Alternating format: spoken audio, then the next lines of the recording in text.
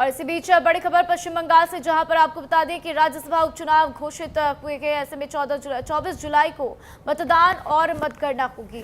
तो चुनाव आयोग ने पूरा शेड्यूल भी जारी कर दिया है। तो देखिए किस तरीके से 3 सीटें इस्तीफे के बाद से खाली हुई थी। नामांकन प्रक्रिया 14 जुलाई तक चलेगी। ऐसे में 17 जुलाई तक नामांकन वापसी की तारीख दी गई है।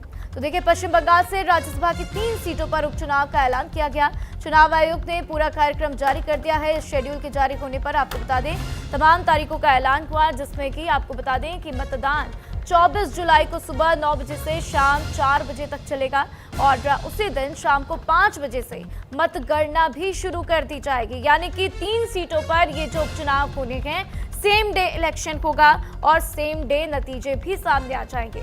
तो ये तीनों सीटें राज्यसभा सांसद सुखेंदु शेखर रॉय, सुष्मिता देव और साथ ही प्रकाश बराई के इस्तीफे के बाद से खाली हुई थी। हमने देखा जिस तरीके से इनकी नाराजगी टीएमसी से थी, इन्होंने साफ साफ इनकार कर दिया कि वो टीएमसी के साथ नहीं रहना चाहते हैं। इन्होंने राज्यसभा से भी इस्तीफा दे दिया, जिसके बाद से 3 सीटें खाली हुई हैं और अब तारीखों का ऐलान कर दिया गया है।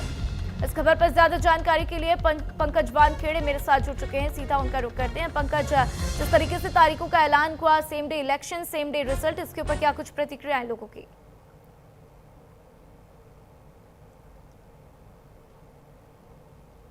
प्रकाश बराई के 3 जो राज्यसभा सांसद थे टीएमसी की तरफ से, उन तीनों ने इस्तीफा दे दिया है। तो अब इस तीनों जो राज्यसभा सीटें इस्तीफे के बाद अब उपचुनाव होने थे और आज तारीखों का ऐलान जो है चुनाव आयोग ने कर दिया है। सबसे महत्वपूर्ण है 14 जुलाई को नामांकन का आखिरी तिथि होगी। उसके अलावा 15 जुलाई को नामांकन पत्रों की जांच होगी और 17 जुलाई को नाम वापस लेने की आखिरी तारीख होगी। उसके बाद 24 जुलाई को मतदान होगा और उसका गणना भी होगी।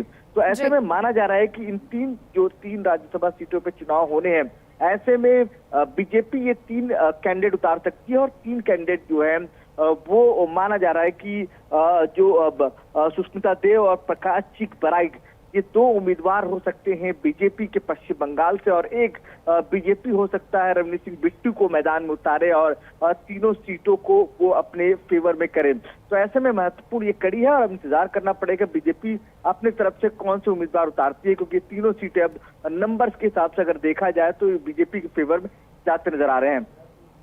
बिल्कुल पंकज, और देखिए भारतीय जनता पार्टी कहीं ना कहीं कोशिश भी पूरी करेगी कि ये तीनों सीटें उन्हीं के खेमे में आ जाएं। लेकिन जिस तरीके से सेम डे पर रिजल्ट की भी घोषणा की गई कि उसी दिन तारीखों का उसी तारीख पर रिजल्ट का भी ऐलान कर दिया जाएगा, इसके बाद क्या कुछ प्रतिक्रिया आई है टीएमसी की तरफ से या फिर विपक्ष की तरफ से, कोई तीखी प्रतिक्रिया?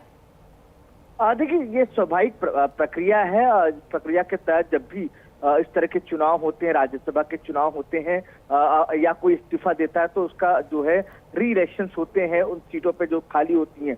तो ऐसे में ये प्रक्रिया हो रही है चुनाव आयोग की तरफ से और 3 सीटें जो खाली हो रही हैं वो पहले टीएमसी के पास था, अब माना जा रहा है कि बीजेपी के फेवर में जाएगी, क्योंकि जो नंबर्स हैं वो बीजेपी के फेवर में है और टीएमसी के खिलाफ है।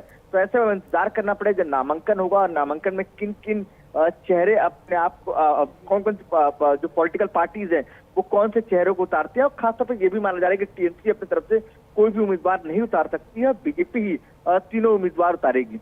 बिल्कुल पंकज, तमाम जानकारियों के लिए आपका बहुत बहुत शुक्रिया।